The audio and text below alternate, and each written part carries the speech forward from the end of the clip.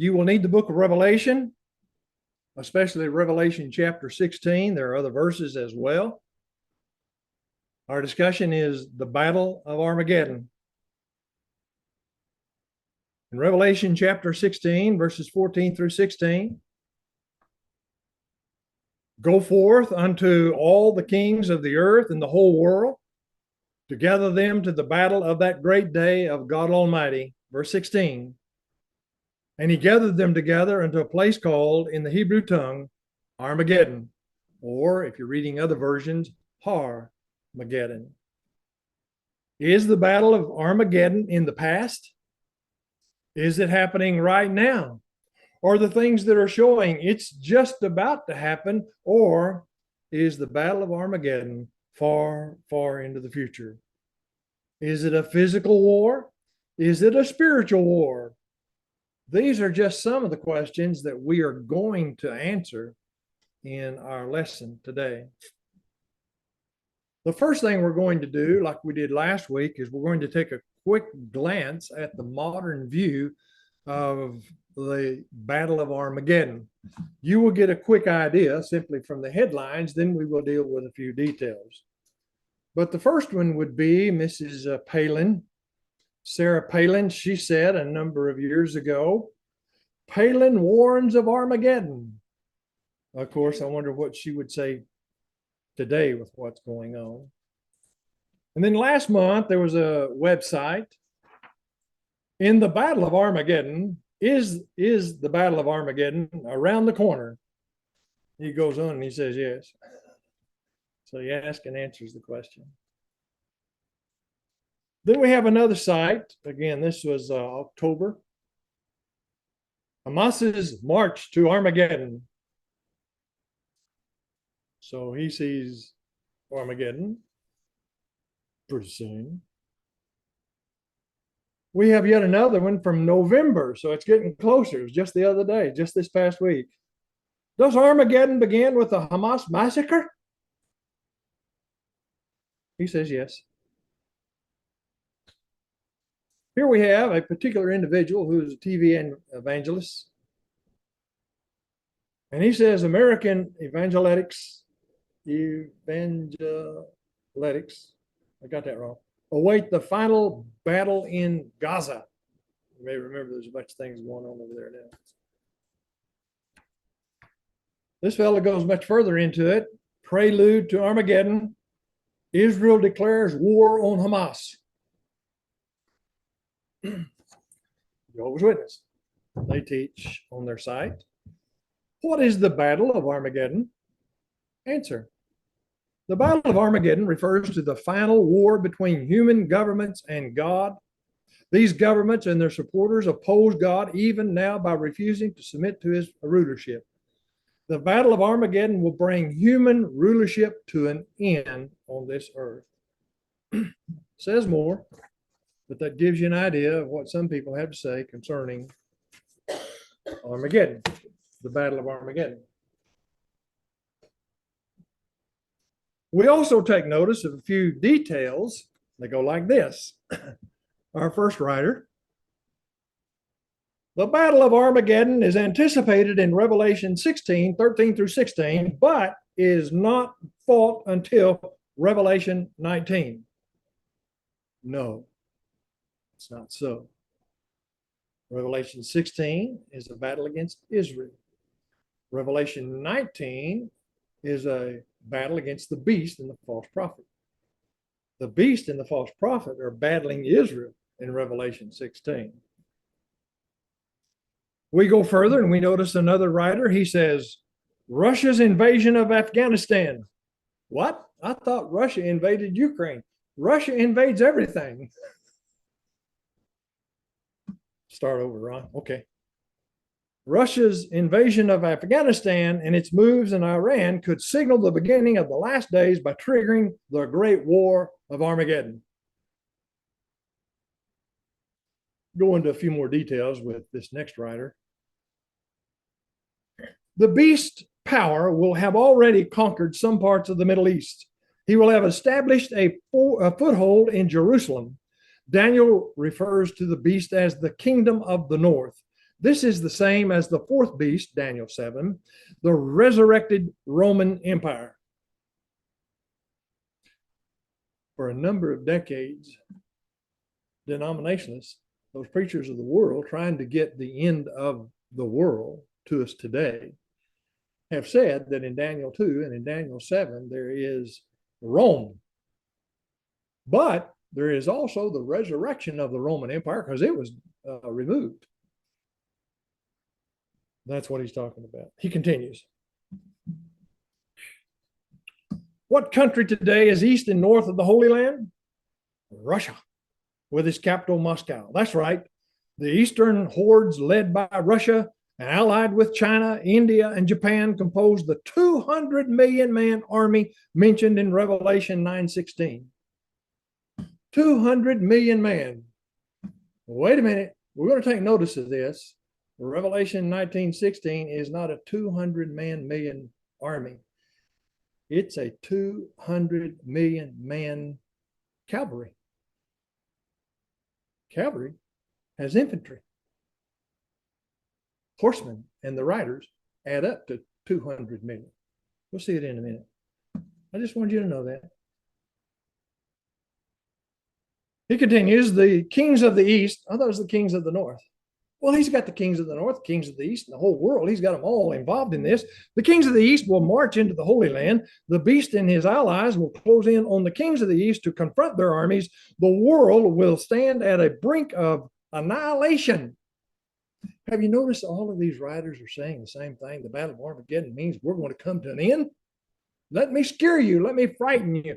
I heard one particular gentleman, I think it was Meyer, he said, have you read what Revelation says? Bart Ehrman says, it will scare you to death.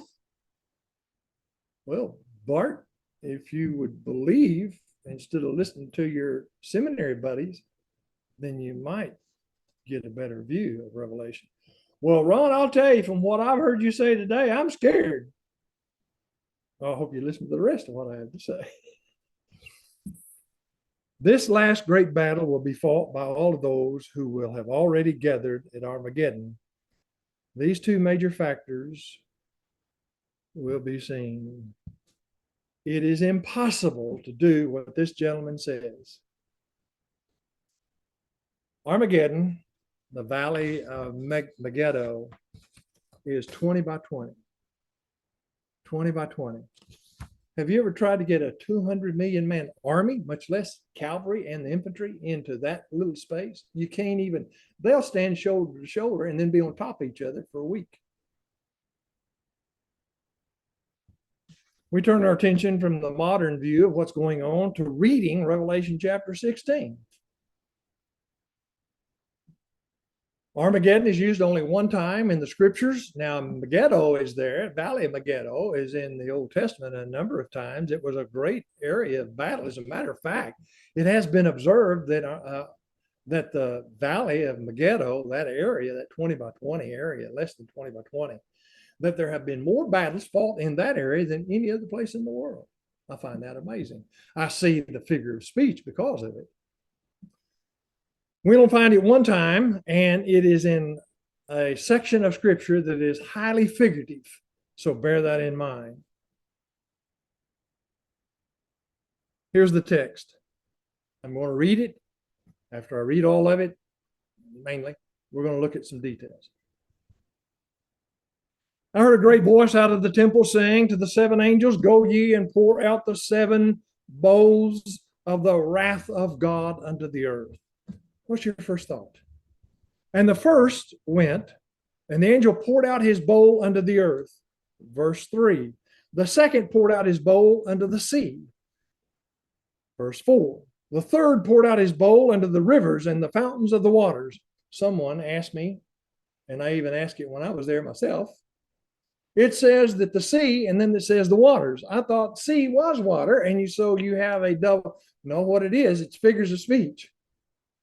And the figures of speech, when you talk about sea within the book of Revelation, you're talking about one thing that's being symbolized by the word sea. And when you're talking about waters, you're talking about something else that's being symbolized. So they're divided in this particular section. And the wrath is coming upon each one of them. We take note now in verse 8, the fourth poured out his bowl upon the sun. You have the sun, you have the waters, you have the sea, and you have the earth. Thus, it would appear to be natural disasters. There's a lot more I'd like to tell you, but we're going to go on. Verse 10. The fifth angel poured out his bowl upon the throne of the beast.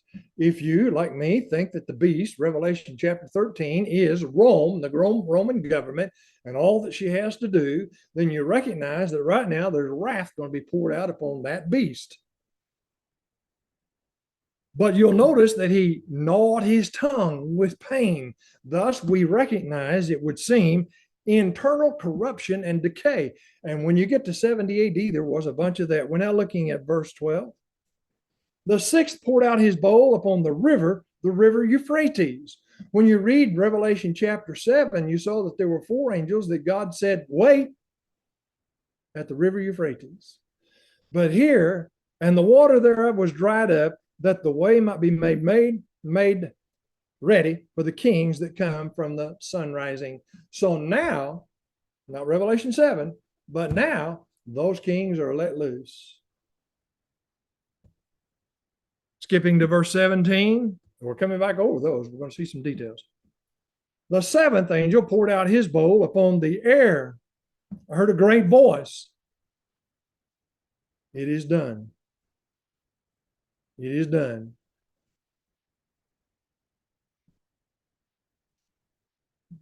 So now what you see is the seven bowls that have been poured out. The bowls are God's wrath.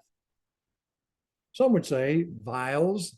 That works just fine. There's no problem. That's not the point, whether it's a bowl or a vial or a little cupcake. It is God's wrath. He's calling them out of the bowls of wrath. Now let's go back over those same passages and we'll quickly note some things that I'm going to interpret the way that I have interpreted it from my studied judgment. We're going to be looking at Revelation 16, Revelation 17, Revelation 18, seeing some details that go something like this. Notice in Revelation 16, verse 5, whenever he poured out the bowls upon natural, and it was natural disasters, you have verse 5, righteous art thou who art and wast, thou Holy One, because thou didst judge. What are the bowls? Judgment. For, here's the reason, they poured out the blood of the saints. You're going to reap judgment, and this is why you poured out the blood of the saints. You persecuted God's people and the prophets. And blood hast thou given them to drink. They are worthy. They are worthy is not talking about the saints. They are deserving. The unbeliever, the atheist, the agnostic, when they read Revelation, I can't believe God's going to do that. Believe it. That's what these people are. That's what the book is telling you. They are an they were an evil people. Looking at verse 7. I heard the altar saying, yea, O Lord God, the Almighty, true and righteous are thy judgments. So the seven outpourings are judgment of God. Now, if we had time, we would read Revelation 8 and 9, and we would see that the trumpet was blasted. 6 of them, or 7 of them, but 6 of them were blasted. And they were blasted upon the same thing that we now see the wrath of God in the bowls are poured out, because the trumpets were warning and there was partial judgment effect. Whereas here, it's God's judgment. He is going to exact upon the people. We're now looking at the second section. It's found in verse 12 through verse 16, and we see some details. When the sixth angel poured out his bowl upon the river, the Euphrates, which, by the way, was holding back the kings. Now the kings are let loose, and you will take note of the language, very clear in the American Standard, not so clear in the King James and some of the other versions. Well, why weren't they clear? That's because they read into their text some of the things they believed. What, Ron? And the water thereof, verse 12, was dried up, that the way might be made ready for the kings that come from the sun rising. What's the direction of the marching army? From the east. They are not Eastern kings. They are not kings of the East. That's the direction they're coming. They didn't come from the south. That would have been Egypt. We notice that a little bit more in just a moment. Verse 13, I saw coming out of the mouth of the dragon, out of the mouth of the beast, and out of the mouth of the false prophet. The dragon, the beast, and the false prophet. 3. As it were, these 3 unclean spirits, as it were frogs. Were they frogs or unclean spirits? For they are spirits of demons working signs, false signs, not genuine signs, which go forth unto the kings of the whole world. I thought we read the Eastern kings, kings of the East. Take note. They go forth unto the kings of the whole world to gather them together unto the war of the great day of God the Almighty. So the whole earth, not just the kings of the north, not just the kings of the east, as we hear. Verse 16, and they gathered them together unto the place which is called in Hebrew Armageddon. Verse 17, the next section. Before we go, read with me Revelation 9, 16, and 17. Remember, the whole earth is gathered in the valley of Megiddo, Armageddon, 20 by 20 space.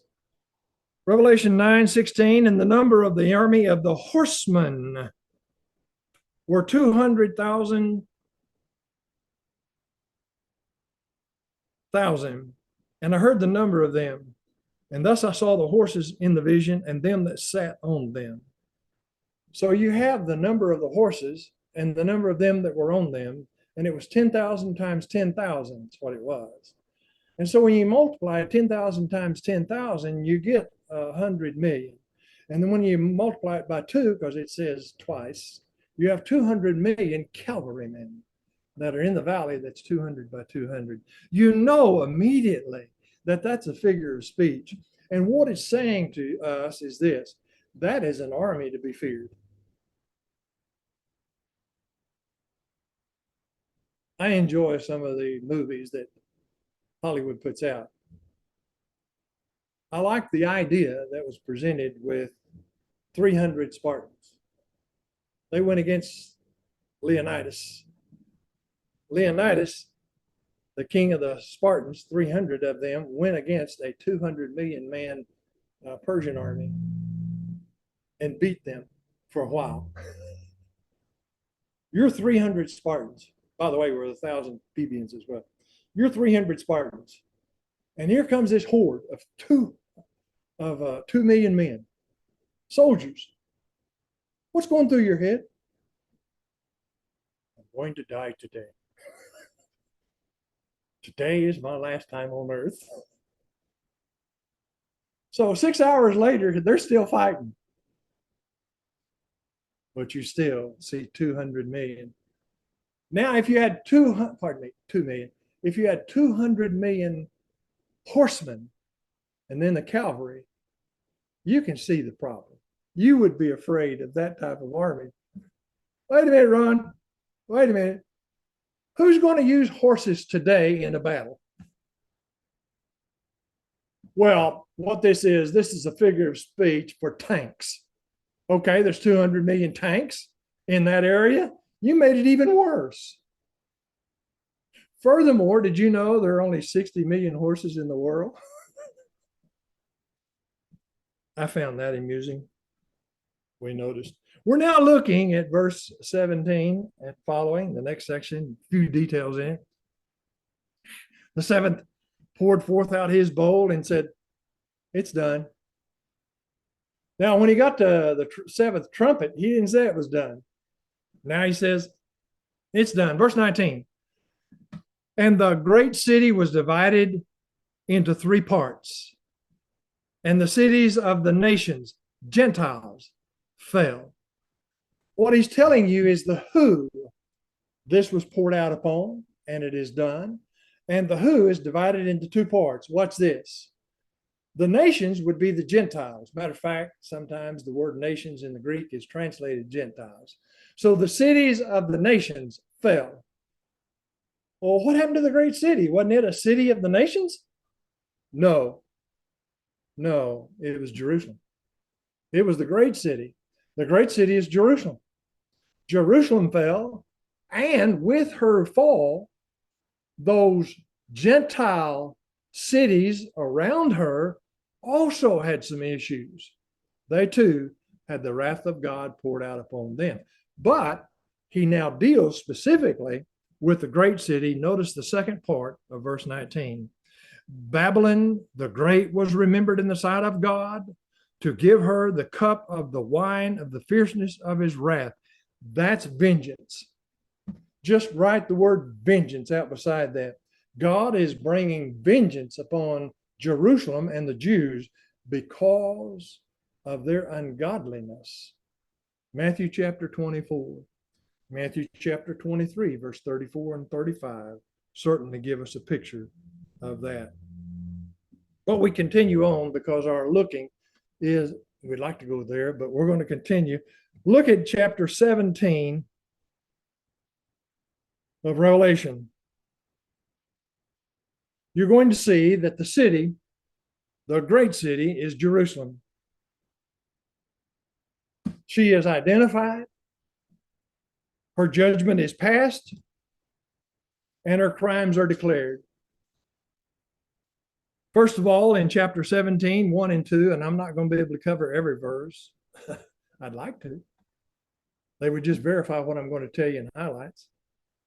She is identified. First of all, chapter 17, 1 and 2, there came one of the seven angels that had the seven bowls, spake with me, saying, Come hither, I will show thee the judgment of the great harlot that sitteth upon many waters. Doesn't sit on the sea, sits on the many waters, whom the kings of the earth committed fornication. That is Jerusalem committing fornication with the nations. Verse 4, that's why she's called a harlot, spiritual harlotry, spiritual adultery.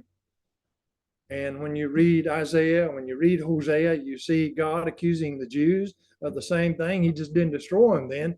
He tried to help them teach them. Continues on. The woman was arrayed in purple and scarlet. That's the clothing of a harlot. Verse 5, and upon her forehead a name written, Mystery, Babylon the Great. So she is the great city. She is a great harlot.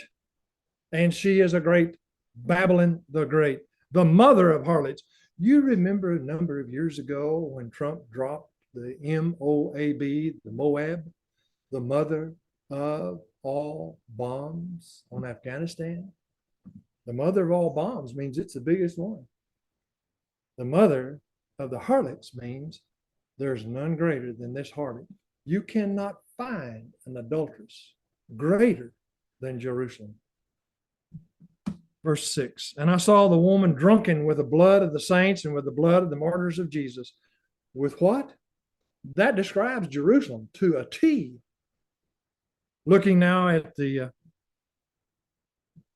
verse 6, and the woman whom thou sawest is the great city which reigneth over the kings of the earth.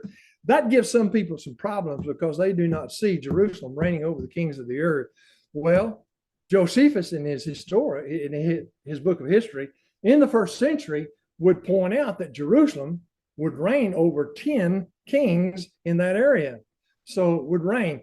Josephus would also call Jerusalem the great city. He would also call her the holy city. So all of those things are called and they're used. So we've identified who she is. We're now looking at her being judged. Judgment is passed. Revelation 18:10. Woe, woe, the great city Babylon, for in 1 hour thy judgment is come. Folks, the city of Rome still exists. Woe, woe, the great city. Verse 16. Verse 19. Woe, woe, misery, misery, the great city. For in 1 hour is she made desolate. What you have heard the speaker say is the great city is going to be brought to desolation. That's Jerusalem, totally destroyed. Interesting to note that in 1 hour, he didn't say it once, he said it twice, very quickly, and she's going to be totally destroyed. There is no way to have a nation of Israel as it was in the first century. There is no way to have a capital of Jerusalem the way it was in the first century. Number one, their constitution is gone. They have no constitution. They cannot enforce the constitution, even if they reinstated what they had in the first century. They have no priesthood of the Levites. It cannot be done. So you cannot restore what you cannot restore. And that's an important point. Looking now at Revelation 18:20 through 24, the crime is pronounced. Verse 20, rejoice over her, thou heaven, and ye saints, ye apostles, ye prophets, for God hath judged your judgment on her. Who persecuted the church? Jerusalem. Yes, by the authority of the Roman government. And a strong angel took up a stone, as it were a milestone, saying, thus a mighty fall shall Babylon, the great city, be cast down, and shall be found no more at all. And in her was found the blood of the prophets and of the saints and of all that had been slain upon the earth. I must hurry and point this out. I pointed out to you, I would be able to tell you an answer when it was going to occur. It has already occurred, and I think we can see it by what I've said, but I'm going to point it out a little bit more. First of all, we recognize the book of Revelation was written 2,000 years ago. So if somebody said in the first century, this is just about to happen, you cannot wait 2,000 years and that be fulfilled. So we're reading now Revelation 1:3 at the beginning of the book of Revelation. Blessed is he that readeth. That means they can read and understand and enjoy what it teaches, and that they hear the words of the prophecy and keep the things that are written therein, for the time is at hand. You can't get any clearer.